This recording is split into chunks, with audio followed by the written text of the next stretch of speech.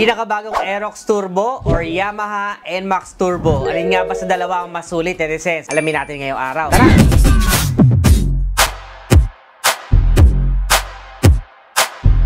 So kalalabas ka lang, netizens, ng all-new Aerox Special Edition as well as yung nakaraan naman ay nilabas yung pinakabag nilang Yamaha NMAX TechMax na parehas na bansagan na Aerox Turbo at NMAX Turbo. So ngayon, marami netizens natin na bibili pa lang ng motorsiklo ang nalilito kung alin nga ba sa kanila ang mas sulit. First of all, pag-usapan muna natin when it comes to looks. Ito kasi si NMAX, netizens, actually, ang pinaka-trademark nito is made for comfort and touring. Na tipong para ka lang nakaupo sa sofa, suspension is good as well as yung handling niya when it comes to long rides, tsaka yung sitting position. Pwede kang naka-upright, pwede kang mag-cruising style. On the other hand, si Aerox Turbo naman, ang pinaka-hinahatid nito is yung sporty feels at tsaka looks ng isang motorsiklo. Na kung saan medyo mas mabilis ka magpatakbo at medyo adrenaline junkie ka, ito naman yung magugustuhan mo. And then the suspension is also something na medyo stiff, kaya good to for cornering and banking, pero it's not that comfortable compared sa NMAX pagdating naman sa mga regular condition road at mga small bumps sa kalsada. So kung comfort ang hanap mo, dito ka kay NMAX Turbo. And then kung sportiness naman ang hanap mo, dito ka kay Aerox Turbo. Pero nung pinaka-latest na test drive ko tong si NMAX Turbo, nagustuhan ko yung handling niya, netizens. There's something different about this new NMAX TechMax na hindi ko naramdaman doon sa previous na NMAX version 2 ko, na kung saan yun ay medyo mabigat yung nasa unahan at magugustuhan mo talaga siya, parang napaka-relax ng feel. May pagka-somehow sporty feels na rin ngayon yung TechMax. So, medyo magdidikit na sila ng konti dahil may halong comfort at sporty feels na si TechMax ngayon, habang si Aerox Turbo naman ay pure sportiness pa rin yung inihahatid na pakiramdam. When it comes to the looks, netizens, ganun din. Medyo nag-improve na po yung looks ni NMAX TechMax. Somehow, hindi na siya yung kagaya nung dati na parang premium looking, na parang bilugan lang, malinis. Medyo aggressive na rin yung looks niya, especially nung parang nagkaroon niya siya ng parang mata, parang nagkaroon ng Infinity Stone sa gitna. Nagbago na, naging enhanced na siya. Somehow futuristic yung design. Hati ang opinion ng tao. Yung iba gusto yan, yung iba gusto pa rin yung previous NMAX. Parehas din kay Aerox Turbo. Yung iba naman mas gusto yung version 2 na Aerox compared dito sa version 3. Pero yun nga, kagaya ng paulit-ulit ko na opinion sa inyo, netizens, mas ma-appreciate nyo tong si Aerox Turbo kapag nakita nyo siya sa personal compared sa mga videos lang, kasi hindi ma-justify ng camera yung itsura niya. Para sa akin, I agree na maganda si NMAX version 2, pero may kanya ding hatid itong si Aerox SP na pinakabago. Para siyang yung mga sniper na ganun yung mga datingan niya, netizens, na syempre yung version na automatic, pati yung meter panel, parang ganun, mas sporty na talaga yung datingan niya. So, beauty is in the eye of the beholder. Para sa inyo, alin sa dalawang mas appealing? Comment nyo naman sa baba. Kapag usapan natin yung sinasabi na turbo, netizens, ito na nga yung meron tayong YE-CVT at saka may extra controls doon sa inyong pinaka-configuration. So, that will just give you an option para sa torque, at parang may kukumpara natin ito sa sinatawag na paddle shifter, kasi doon ko siya nararamdaman, no? Parang sumishift yung kanyang gears kapag pinipindot ko tong kanyang pinaka NMAX Turbo. Ngayon, hindi ko pa personally nabubuksan yung panggilid netong NMAX at TechMax, pero for sure meron tayong mga informative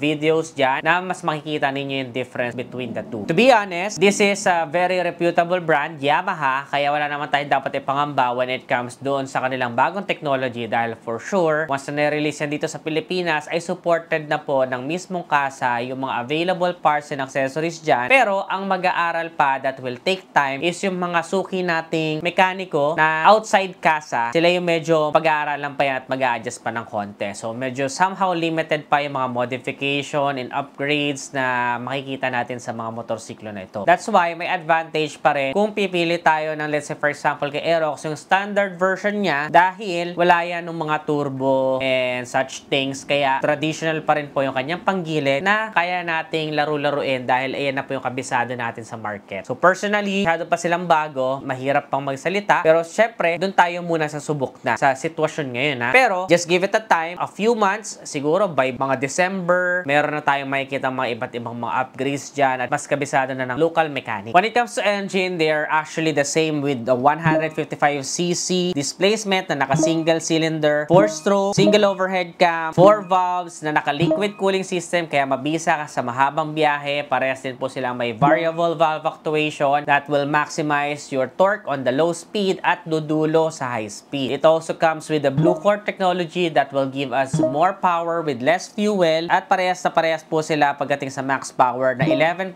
kilowatts at 8,000 RPM, max torque na 14.2 Newton meter at 6,500 RPM. So I believe they share the same engine. So nagkakatalo lang talaga kaya inuna ko is yung pinakapakiramdam when you drive it. One is offering touring, one is offering racing or parang sports. Parehas naman po silang fuel injected netizens. Ang pinagkaiba lang ay mas malaki po ang fuel tank capacity ni NMAX na merong 7.1 liters at 5.5 liters naman itong si Aerox. When it comes to fuel consumption, dahil nga same naman sila ng engine, we can expect around 40 to 48 kilometers per liter. Diyan lang naglalaro yan. Depende sa bigat ng driver, sa road condition. We can expect almost the same na fuel consumption when it comes to the two motorcycles. Na nakakatulong para syempre mas mabilis tayo makapag-decide, diba? So sa seat height na says my height is 5'4". Parehas ko naman pong abot itong dalawang motorsiklo na ito. Pero mas mataas po ng konti sa Aerox na merong 790mm sa seat height at 770mm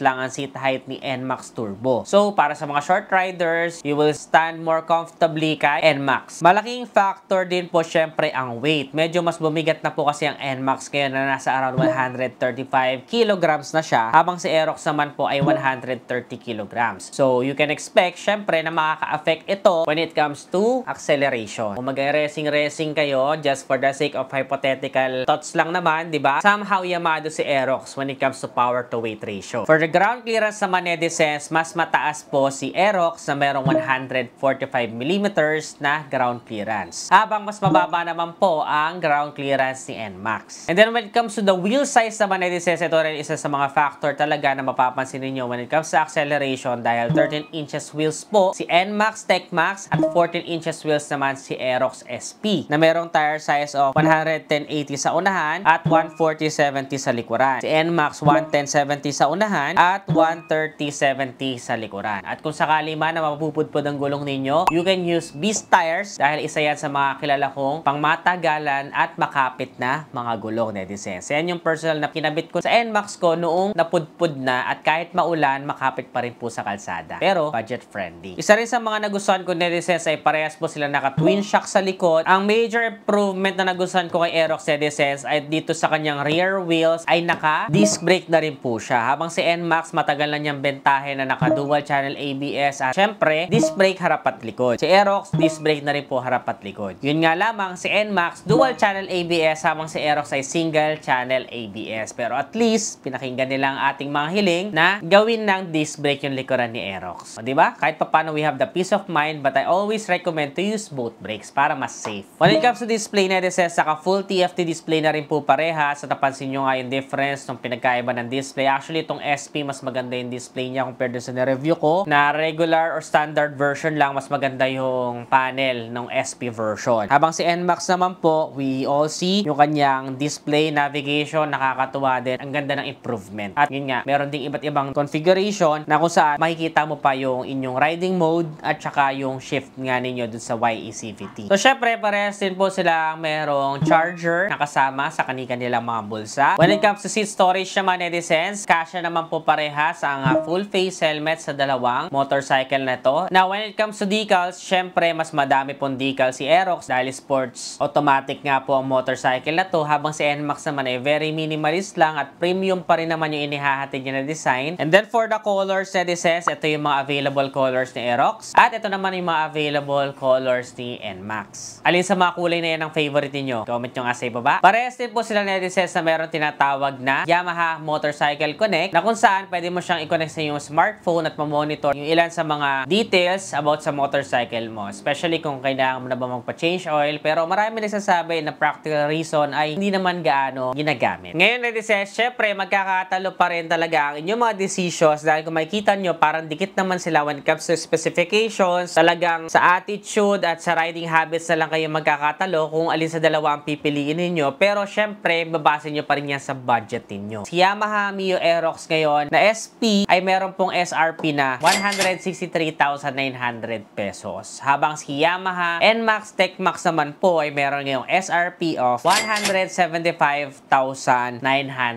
pesos. Alin sa dalawa kaya mas sulit para sa inyo, netizens? Ako mismo kasi ay nahihirapan mamili sa dalawang scooter na ito dahil si NMAX TechMax, nung may test drive ko, nagustuhan ko rin talaga yung handling niya, nagustuhan ko yung suspension, at the same time may kakaibang feeling. On the other hand, I have never tried Aerox. Hindi pa ako nakabili talaga ng Aerox at gustong-gusto ko talaga si Aerox since nung version 1 pa lang. So somehow, meron din ako deep inside na gusto ko naman masubukan siya para magkaroon din ako ng honest feedback sa inyo, netizens. Palagay ninyo, susubok ba akong bumili ng Aerox? Kasi NMAX, nagkaroon na tayo. Pang touring, nagkaroon na rin tayo ng PCX. May 125cc na rin tayo. So, gusto ko sana masubukan yung Aerox naman. Alin sa palagay nyo sa dalawa ang mas sulit, netizens? Comment your suggestions below. Ano pa kaya mga ibang motorsiklo ang gusto nyo pagtambalin natin next vlog? Comment nyo lang dyan sa baba at baka yan na ang susunod nating gawa ng video. Kung nagustuhan mo to, don't forget to give this video a thumbs up, subscribe. Again, this is Adriano. Always keep it cool and ride safe always.